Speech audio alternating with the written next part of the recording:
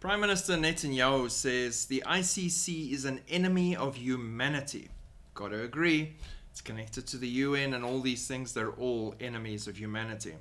And he calls its decision a black day in the history of nations. Trump's pick for National Security Advisor and next Senate Majority Leader promised a strong response against the court come January next year.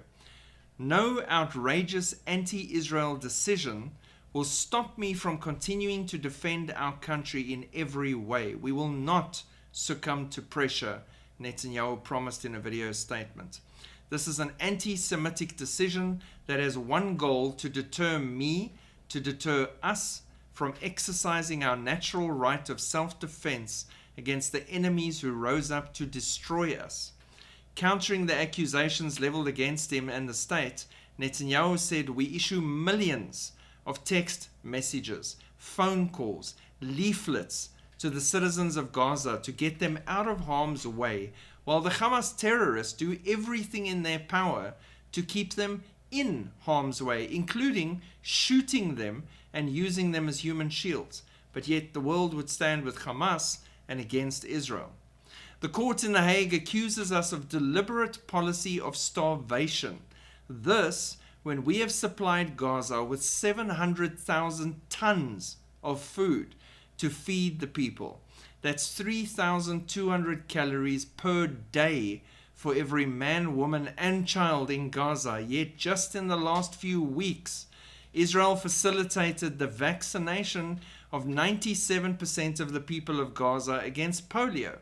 This doesn't prevent the court from accusing us of genocide. The truth is simple.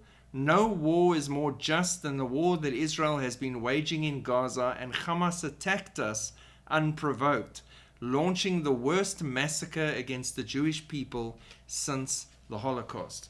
It's ridiculous when you clearly see, and the evidence is there, how much work the IDF and the IAF goes through to warn people of exactly what their plans are. No war's fought like that. You don't phone someone and say, "Hi, we're going to bomb your building. Can you please move? We want to get it done by 2 o'clock. That's not how it works, because then everyone you're trying to hit has run away immediately, like rats from a nest.